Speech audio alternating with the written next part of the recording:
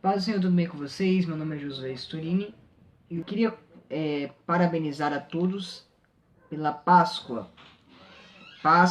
E eu quero trazer uma mensagem com esse tema a respeito da cruz de Cristo, da crucificação do nosso Senhor e Salvador Jesus Cristo. Hoje eu quero falar sobre um tema muito legal, que é as 3 direções da cruz. O texto que eu vou usar por base é Filipenses capítulo 2, versículo de número 5.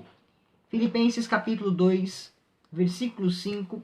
O texto diz assim para nós: De sorte que havia em vós o mesmo sentimento que houve também em Cristo Jesus, que sendo em forma de Deus, não teve por usurpação ser igual a Deus, mas aniquilou-se a si mesmo, tomando a forma de servo, fazendo-se semelhante aos homens.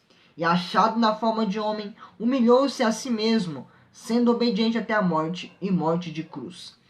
Pelo que também Deus o exaltou soberanamente, e lhe deu nome que é sobre todo nome, para que ao nome de Jesus se dobre todos os joelhos, do que estão nos céus, na terra e debaixo da terra, e toda língua confesse que Jesus Cristo é o Senhor, para a glória de Deus Pai. Amém? Porque esse texto já prega por si mesmo. É um texto que é autodidático, um texto que fala por si, um texto que é muito evidente. A mensagem já está bem exposta aqui, então não temos nada a acrescentar nesse texto. Porém, eu peguei esse texto por base para refletirmos na cruz. Esse texto vai falar sobre a glorificação de Jesus. Esse texto vai falar bem especificamente sobre a nossa salvação que foi através e por meio da cruz do Calvário. E como é Páscoa, eu gostaria de relembrar a vocês sobre este tema que é de suma importância nesse tempo de perseguições, nesse tempo de dificuldades que estamos enfrentando. Então, eu preparei para vocês aqui um texto que eu vou falar sobre as 3 direções da cruz, ok? As 3 direções da cruz. Nessa mensagem, gostaria de lembrar-vos sobre a cruz e as suas 3 direções.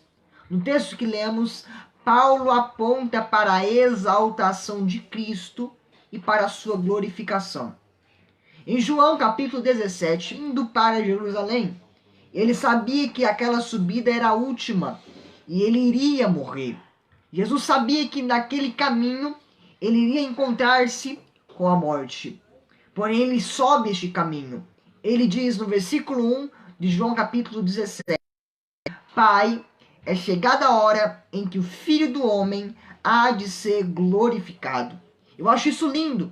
Todos os homens veem na morte o fim e a corrupção do corpo, o fracasso dos projetos e a frustração dos sonhos. Jesus é diferente. Ele vê na morte a sua glorificação, porque através dela somos salvos. Todos os homens correm da morte. Jesus vai até Jerusalém sabendo que iria morrer. Isso é muito, muito forte. Agora, outra coisa que eu preciso elucidar a vocês. Jesus não foi para a cruz porque Deus o Pai o forçou. Não. Deus não colocou Jesus à força na cruz do Calvário. Jesus não foi empurrado para a cruz. Não. João capítulo 10, versículo... Muito lindo esse texto. Vai dizer assim: Eu dou a minha vida e tenho poder para tomá-la de volta. O próprio Jesus diz: Eu dou a minha vida. Ele falou: Eu vou oferecer a minha vida para este povo. Deus o Pai não empurrou Jesus. Deus o Pai não forçou Jesus. Ele mesmo se ofereceu como sacrifício para nos perdoar nossos pecados.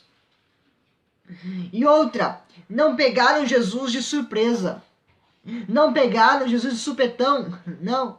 Pois quando chegaram no jardim, quando os soldados chegaram no Jardim das Oliveiras, Jesus diz: É a mim que buscais. Ele não foge, ele se apresenta. Ele não corre, ele se aproxima. Por isso, não foi porque o Pai forçou, foi porque ele quis, por mim e por você. Na cruz, então, ele é pregado. Na cruz, ele é crucificado. A cruz, isso é um contexto histórico. A cruz para os romanos era uma maldição. Era reservada para os piratas, ladrões e aqueles que se revoltavam contra o império.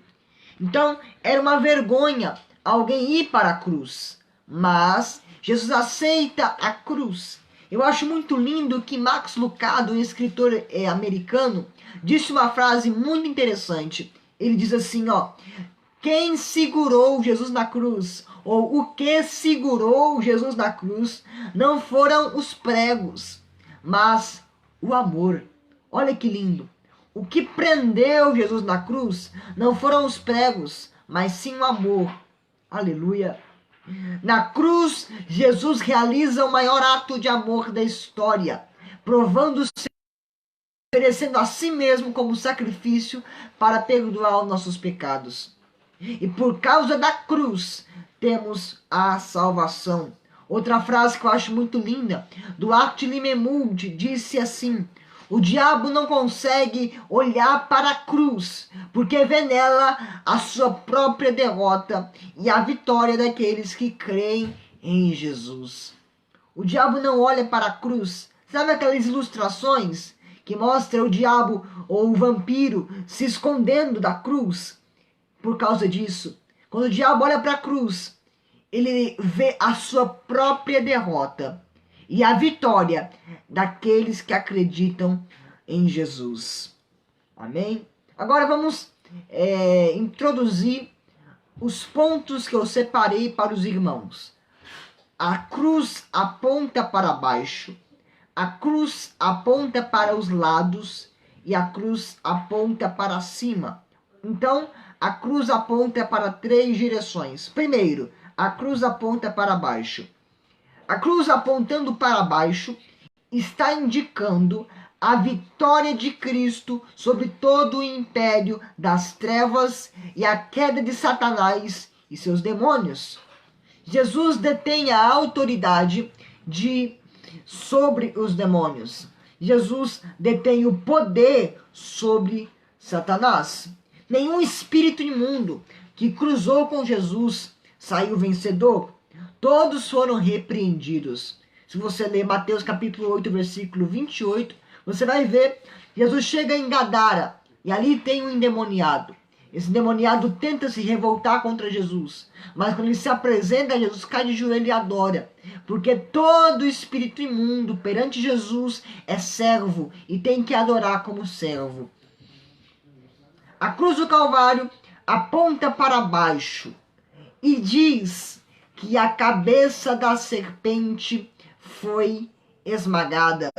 Se você ler Gênesis capítulo 3, versículo 1, ali contém uma promessa. O próprio Deus está dizendo: chegará um tempo que a cabeça da serpente será esmagada. Aleluia! E na cruz do Calvário, Jesus esmagou a cabeça da serpente. Josué, quem é a serpente? Satanás. Ele que antes os tinha tirado do jardim, agora foi esmagado por Jesus. Na cruz do Calvário, o próprio Jesus esmagou Satanás para nos garantir a vitória.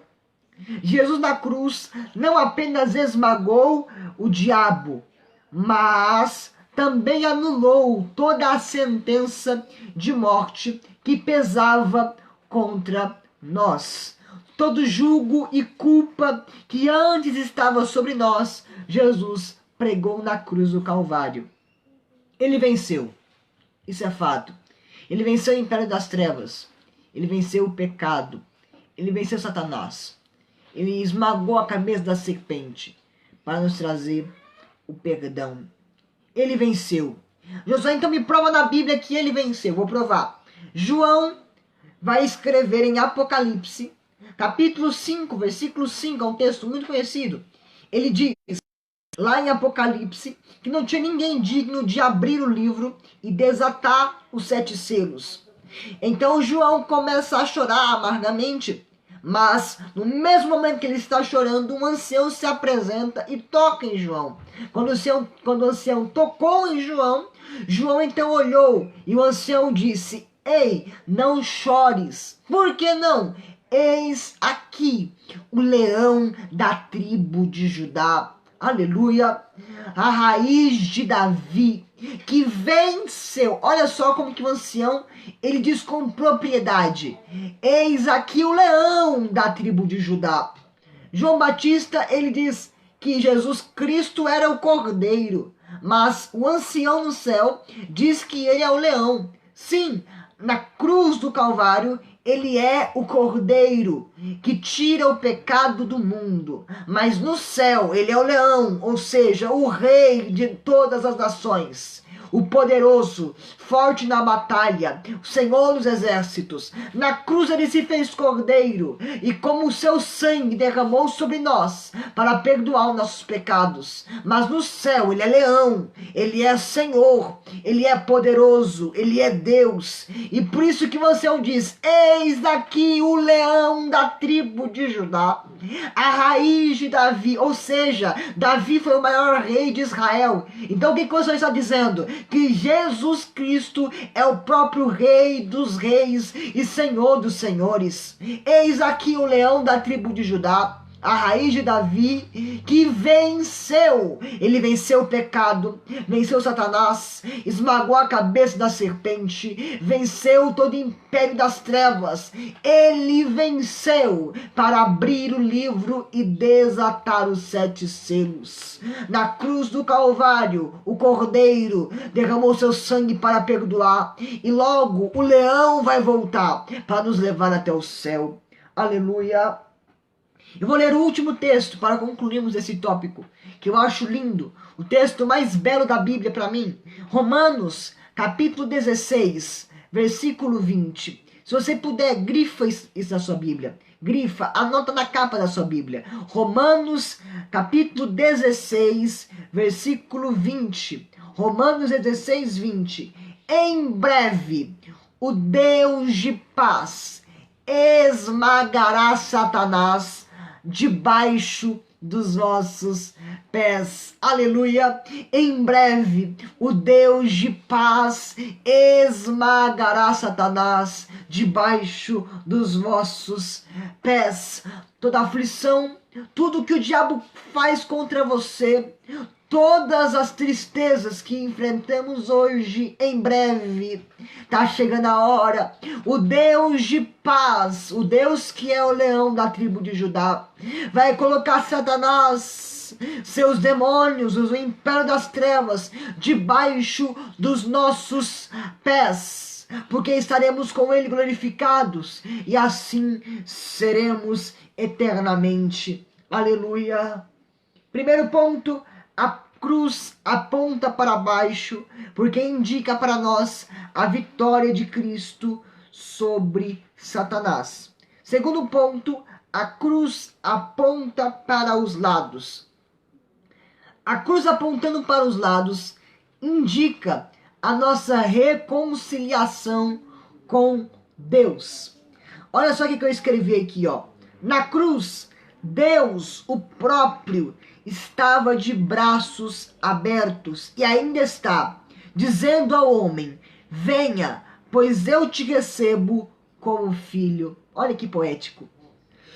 Deus, isso agora eu vou entrar em termos um pouco mais teológicos. Deus, ele criou o homem à sua imagem e semelhança, e isso é do cunho pessoal de todos. Ele cria o homem perfeito, ele cria o homem santo, ele cria o homem imaculado. Porém, a cobiça e o pecado se instalou no homem, fazendo com que ele viesse a desejar algo que não era dele. Mas, por causa disso, o pecado então se instalou na humanidade, gerando um grande conflito e um grande caos na natureza. O que aconteceu é que os seres humanos, Adão e Eva, foram expulsos do jardim condenados a trabalharem e viver do próprio suor, condenados ao pecado e a uma vida totalmente desgraçada. Mas, depois de tantos e tantos anos, sofrimentos, guerras, pelejas, o próprio Deus olhou do céu e teve compaixão, teve amor de nós. E ele então desceu, e foi o texto que eu li em Filipenses capítulo 2, versículo 11. Mas aniquilou-se a si mesmo, ou seja, deixou o seu poder, deixou a sua glória, deixou a sua divindade, deixou a sua majestade no céu. Aniquilou-se a si mesmo, tomando a forma de servo, fazendo-se semelhante aos homens. E o versículo 8 é muito maravilhoso. E achado na forma de homem, humilhou-se a si mesmo, sendo obediente até a morte, e morte de cruz. Ele, sendo Deus, se humilhou, tornando-se homem. E sendo homem, humilhou-se ainda mais, tornando-se servo dos homens. O princípio do cristão é a humildade. O próprio Jesus humilhou-se uma vez e não era o bastante. Humilhou-se de novo. Aleluia. E essa humildade levou ele até a cruz. Mas a cruz levou ele até a ressurreição. E a ressurreição levou ele, e não somente ele, mas todos aqueles que crê nele, até o céu. Então olha só esse princípio. Para alcançarmos alguma coisa na vida, primeiro é necessário ter humildade. E quando você achar que já se humilhou demais, ainda tem como humilhar-se. Veja como Jesus é maravilhoso. Humilhou-se uma vez, tornando-se homem. Depois humilhou-se de novo, tornando-se servo dos homens. Mas, enquanto isso, a presença de Jesus, a presença de Deus, foi afastada da humanidade. Deus ordenou Moisés a construir o tabernáculo. E no tabernáculo existia um véu que separava o lugar santo do Santo dos Santos. O lugar santo dos santos era onde ficava a arca, e a arca representava a presença de Deus. O sacerdote entrava na arca por ano, e era em outubro, para realizar as confissões. Quando ele entrava, ele realizava as preces, fazia o culto a Deus e depois saía. Então a presença de Deus era quase inacessível naquela época.